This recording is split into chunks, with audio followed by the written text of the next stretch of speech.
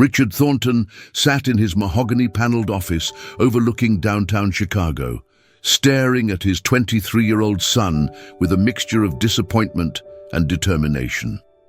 Ethan lounged in the leather chair across from him, scrolling through his phone, barely listening to his father's words. This had become their pattern, Richard trying to reach his son, Ethan tuning him out. "Are you even listening to me?" Richard's voice cut through the silence. Ethan looked up briefly, his expression a mask of bored indifference. "You're lecturing me again about responsibility. I've heard it before, Dad." Richard had built his tech empire from nothing, starting in a garage with borrowed equipment and a vision. Now, at 55, he owned one of the most successful software companies in the country. He'd given Ethan every advantage: private schools, Ivy League education, a trust fund that most people couldn't earn in 10 lifetimes. And what had it produced? A young man who'd never worked a day in his life, who spent his time partying, shopping, and posting his privileged lifestyle on social media. "This isn't a lecture, it's an ultimatum." Richard stood, his 6-foot frame imposing despite his casual stance. "You have two choices. You can go work on a ranch in Montana for 6 months, or I cut you off completely. No more trust fund, no more credit cards, no more penthouse apartment." Ethan finally put down his phone. "You're joking." "I've never been more serious. My friend owns a working cattle ranch outside Billings. You'll work there, real work, manual labor, early mornings and late nights. You'll earn your keep like everyone else." "What if I refuse?"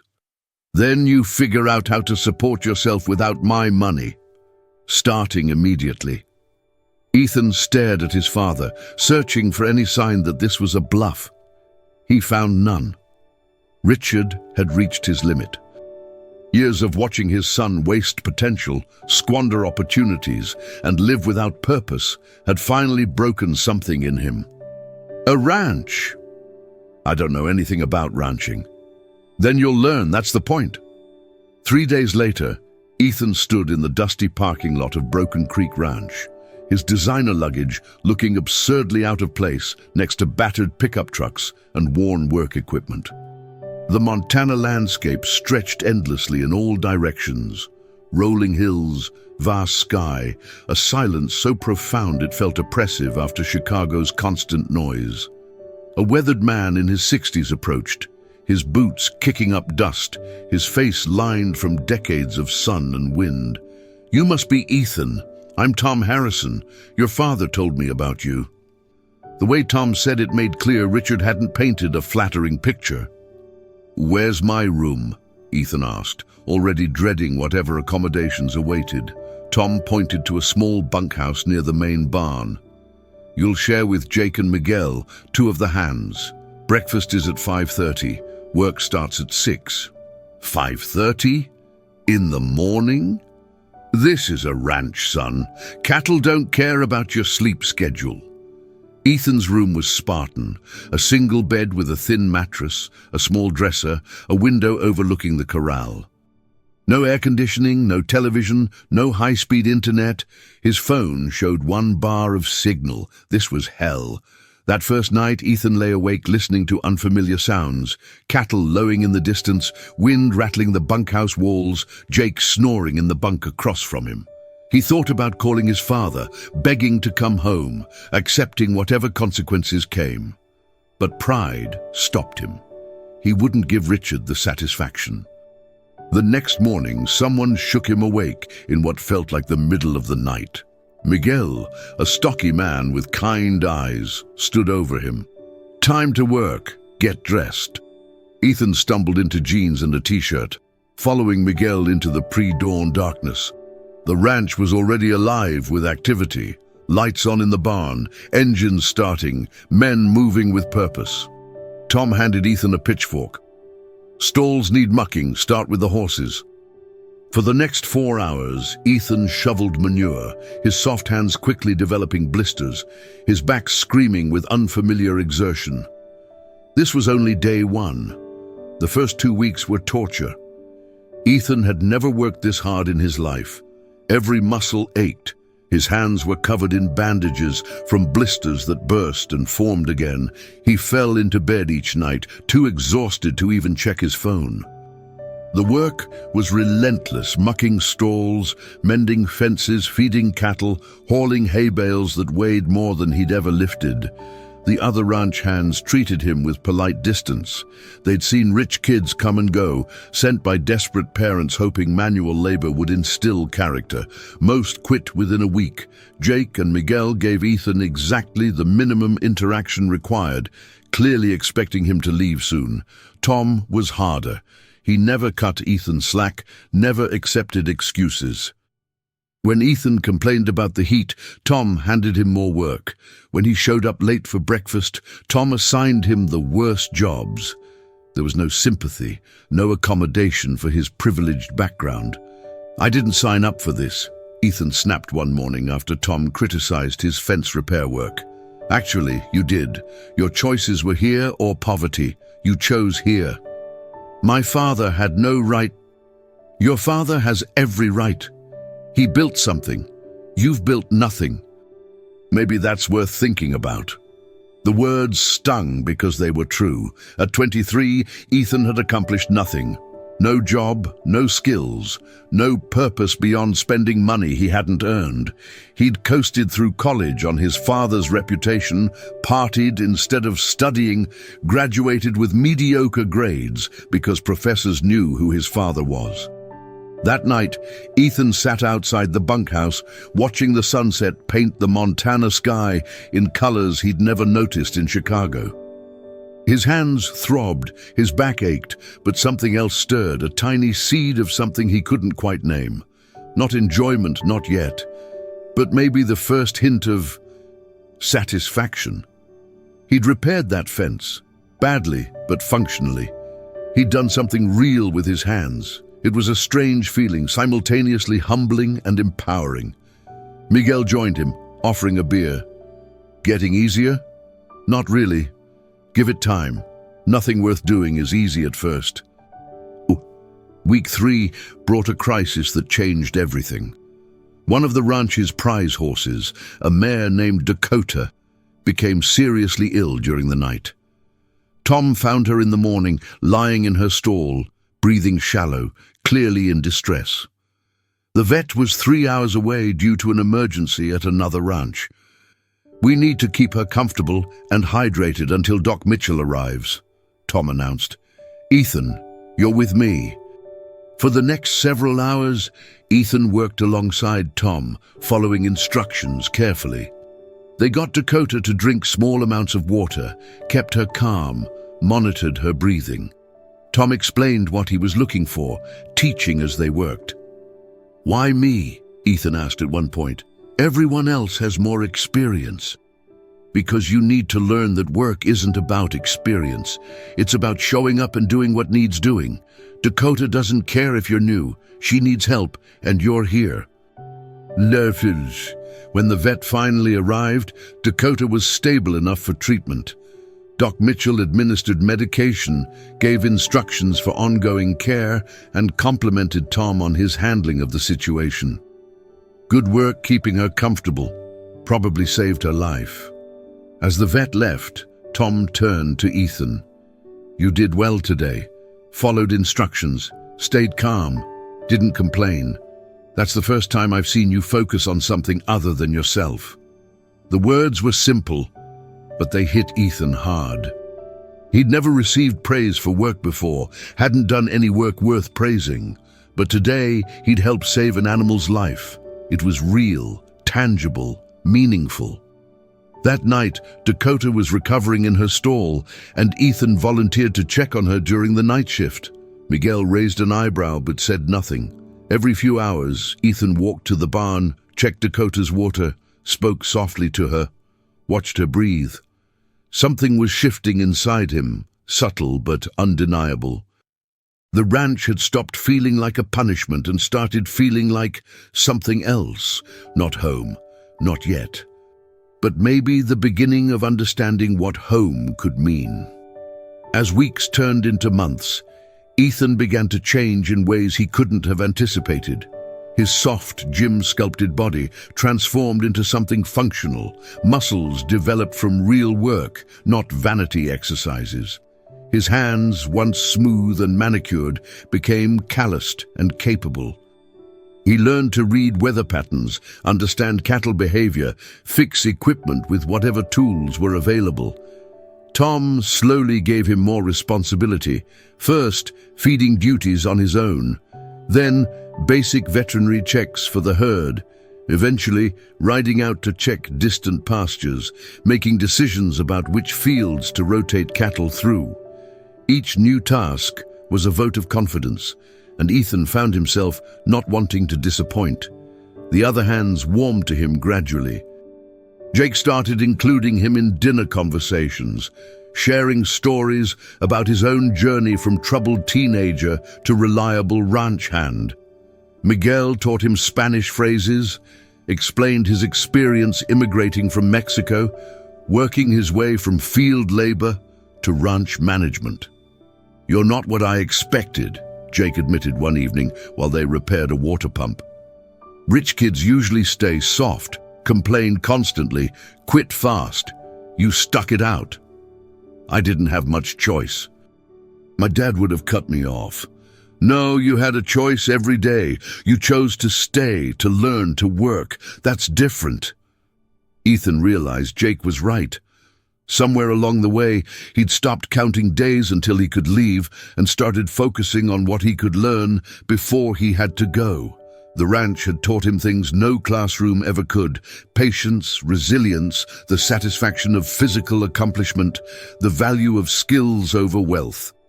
He started waking before the alarm, eager to check on the horses, see what needed doing. He volunteered for difficult jobs, asked questions, paid attention when Tom explained techniques. His social media, once constantly updated with party photos and luxury purchases, sat dormant. That life felt distant, almost embarrassing in retrospect. One morning, helping birth a calf in a difficult delivery, Ethan felt something click into place. Covered in blood and exhaustion, holding a newborn animal that wouldn't have survived without his help, he understood what his father had been trying to teach him. Life was about contribution, not consumption. 4 months into his 6-month commitment, Ethan received a letter from his father, not a text or email, an actual handwritten letter delivered by mail, something Richard had never done before. Ethan opened it, sitting on the bunkhouse porch after a long day. "Dear Ethan, I haven't contacted you because I wanted you to have space to figure things out without me interfering. Tom sends me brief updates, and I'm encouraged by what I hear. But this letter isn't about checking up on you. It's an apology. I failed you as a father. I gave you everything except what you actually needed: guidance, boundaries, consequences. I taught you that money solved problems instead of teaching you how to solve problems yourself. I wanted to give you an easier life than I had, but in doing so, I robbed you of the struggle that builds character. Sending you to the ranch wasn't punishment. It was a last, desperate attempt to give you what I should have given you all along: the opportunity to become the man I know you can be. Whatever happens after these 6 months, whether you return to Chicago or choose a different path, know that I'm proud of you for sticking it out. That alone is more than I expected, and it proves you have strength I didn't know you possessed. Love, Dad." Ethan read the letter 3 times, emotions swirling, anger at being called a failure, even implicitly. Recognition that Richard was right about his parenting mistakes, surprise at his father's vulnerability. Richard never apologized, never admitted fault, and underneath it all, something that felt like forgiveness beginning to form. He'd spent years resenting his father's success, feeling inadequate in comparison, acting out through purposeless rebellion. But maybe Richard had been struggling too, trying to figure out how to raise a son in a world of privilege without ruining him. They'd both failed in different ways. That night, Ethan pulled out his own phone and typed a rare text to his father. "Got your letter. Thanks for sending me here. I mean it. Still have 2 months to go, but I'm staying for the right reasons now. The response came quickly. That's all I needed to hear. See you when you're ready. The ranch adjoined a smaller property owned by the Carmichael family. Ethan had seen their daughter Sarah a few times at the local feed store, but they'd never spoken beyond polite nods. She was around his age, tall and capable, usually dressed in work clothes and always carrying herself with quiet confidence. One afternoon, a fence broke between the properties, and several of Broken Creek's cattle wandered onto Carmichael land. Tom sent Ethan to help round them up and apologized to the neighbors. Sarah met him at the fence line, already herding the cattle back through the gap. "Your cows, I assume?" she asked, a hint of amusement in her voice. "Yeah, sorry about that. I'll fix the fence." "I can help. Faster with 2 people." They worked in companionable silence for a while, repairing posts and restringing wire. Sarah moved with the easy efficiency of someone who'd done this 1,000 times. Ethan felt self-conscious about his slower, less practiced movements. "You're the city kid Tom's been reforming," Sarah said finally. It wasn't quite a question. "That's me, Ethan Thornton, professional disappointment and fixer of fences I probably helped break in the first place." She laughed. "At least you're honest about it. How much longer do you have?"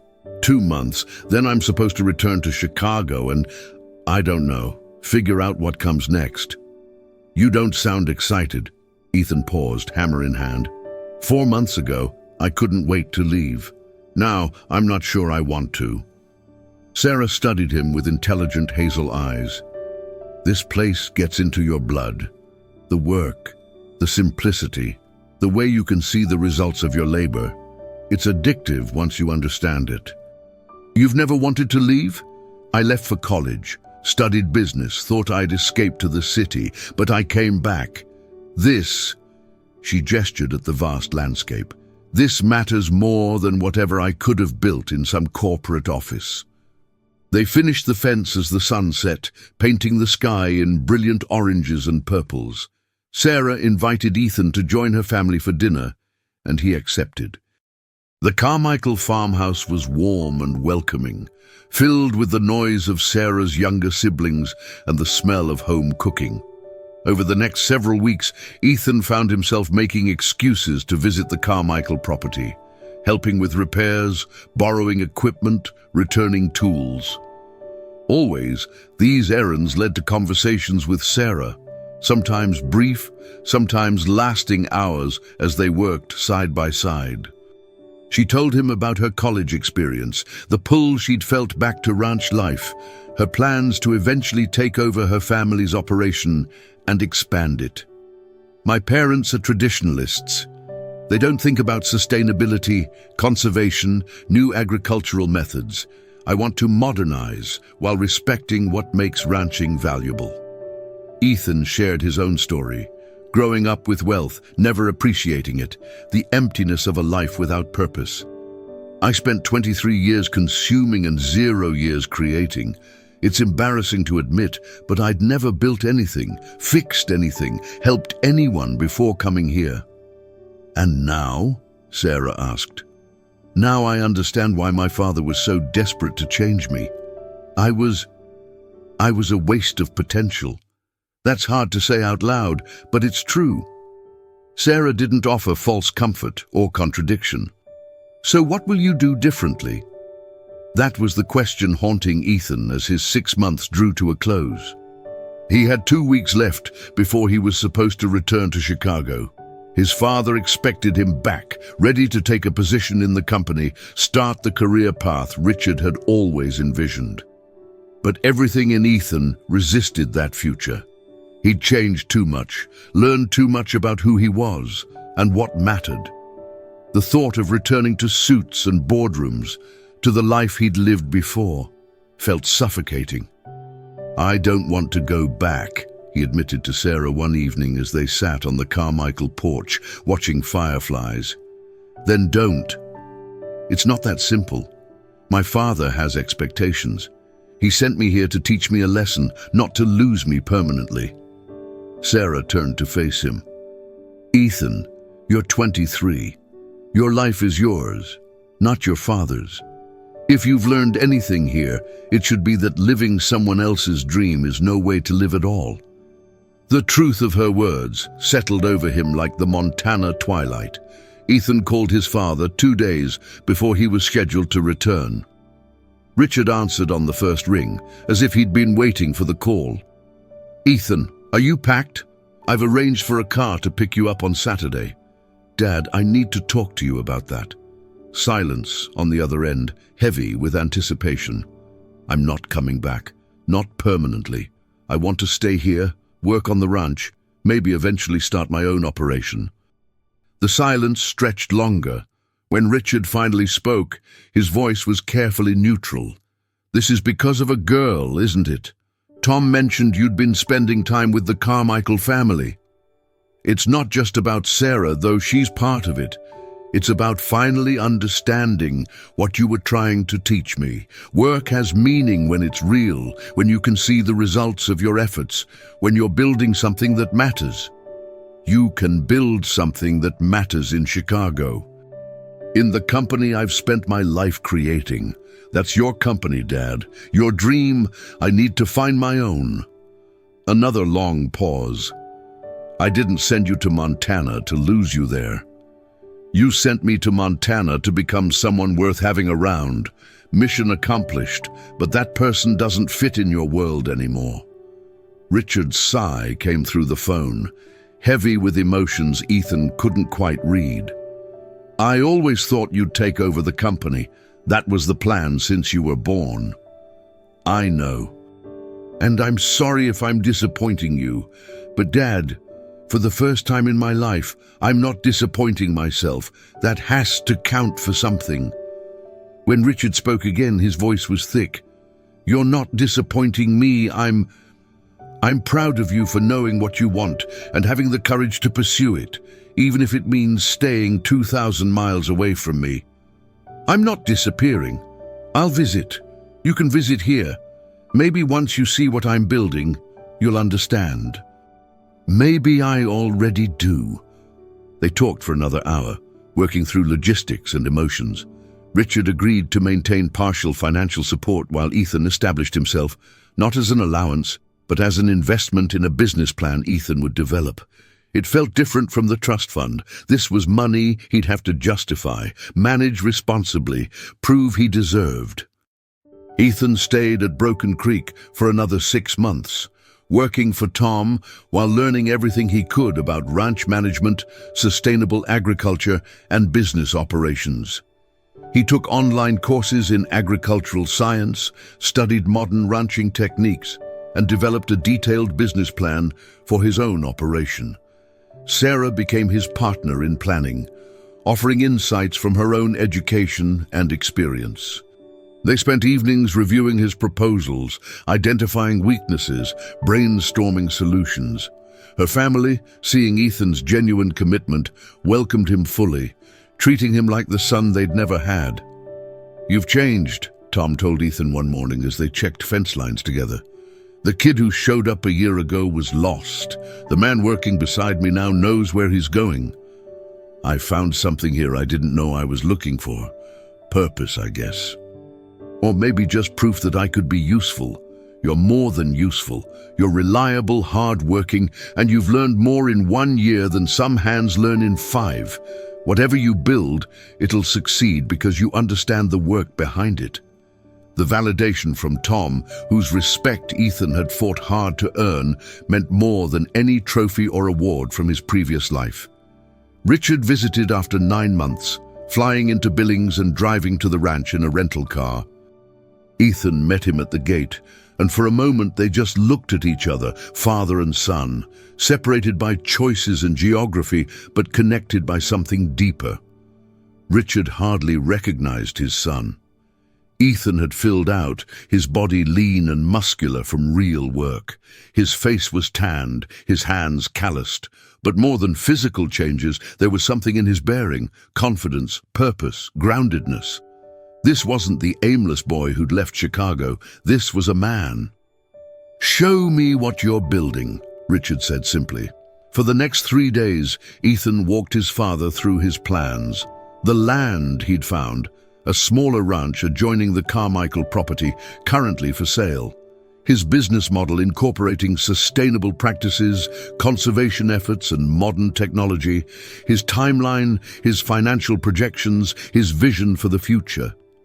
Richard listened, asked hard questions, challenged assumptions. But underneath the businessman's scrutiny was something else.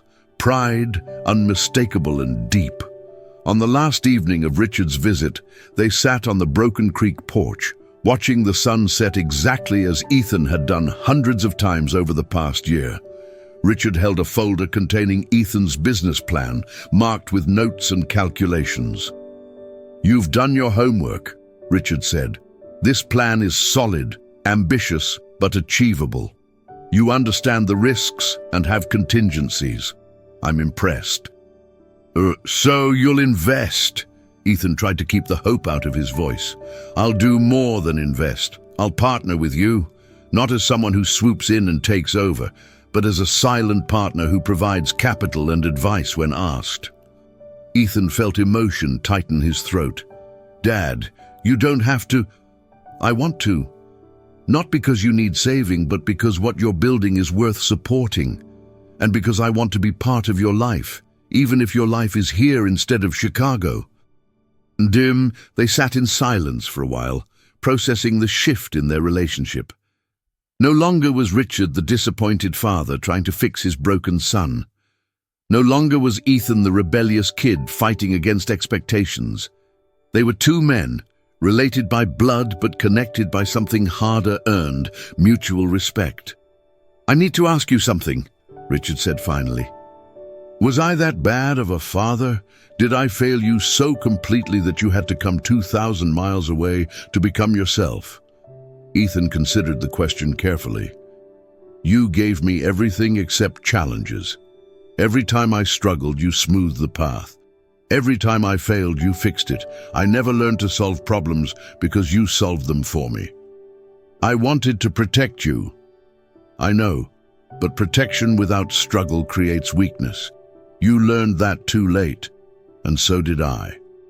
But we're learning now." Richard nodded slowly. "When I built my company, I had nothing. Every success was earned. Every failure was a lesson. I climbed from the bottom, and that climb made me who I am. But I never let you climb. I carried you to the top and wondered why you couldn't stand on your own. You're doing it right now," Ethan said. "Letting me climb. That's what this is. Giving me the resources but making me do the work. That's what I needed all along." 1 year after arriving at Broken Creek Ranch, Ethan stood on his own land, watching workers raise the frame of his first barn. The Thornton Carmichael Ranch, a partnership between Ethan and Sarah's family, was taking shape. 150 acres of Montana grassland, modest but sustainable, focused on conservation-minded cattle ranching and agricultural education. Sarah worked beside him, her practical knowledge complementing his business acumen. They'd become partners in more than just business, though they took their relationship slowly, both understanding that building something lasting required patience and foundation. Tom and Jake had come to help with the barn raising, bringing several other hands from Broken Creek. Richard flew in from Chicago, joined by Ethan's mother, Patricia, who'd been skeptical of this entire venture, but couldn't deny the transformation she saw in her son. "You did this," Patricia said, looking at the construction with amazement. "You built something real." "We're building it," Ethan corrected, gesturing to everyone working. "That's what I learned here. Nothing worth having is built alone. It takes community, partnership, people willing to invest in each other." The barn went up quickly with so many hands helping. By evening, the frame stood solid against the Montana sky, a monument to new beginnings. They celebrated with a barbecue, Tom grilling steaks, while stories and laughter filled the air. Richard found himself talking with ranchers and workers, people from a world completely foreign to his tech empire, and discovering he enjoyed the straightforward honesty of their company. As night fell and stars emerged in numbers impossible to see in Chicago, Ethan walked with his father to the edge of the property. "Thank you," Ethan said simply, "for sending me here, for not giving up on me, for letting me find my own path. Thank you for becoming someone I can be proud of, not because you're my son, but because of who you've chosen to become." They stood together in comfortable silence. Two men who'd both learned hard lessons about what mattered.